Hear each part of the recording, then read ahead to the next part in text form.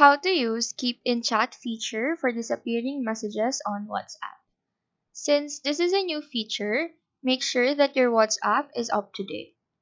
After that, go open WhatsApp, select a conversation. Now click the user on the top left corner, scroll down, and click on disappearing messages.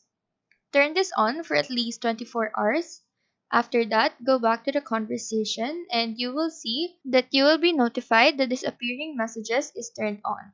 And as you can see here, once I long press on it, the bookmark icon should be here. But since as of now, this feature is only available to selected users of newer iOS version, I still don't have it yet. But after clicking on the bookmark, the messages should be seen here, and the message will be noted with the bookmark icon, just like how the story icon is here. So that is how to use Keep in Chat feature for disappearing messages on WhatsApp.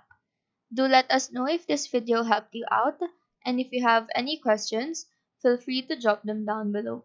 Thank you for watching and have a nice day.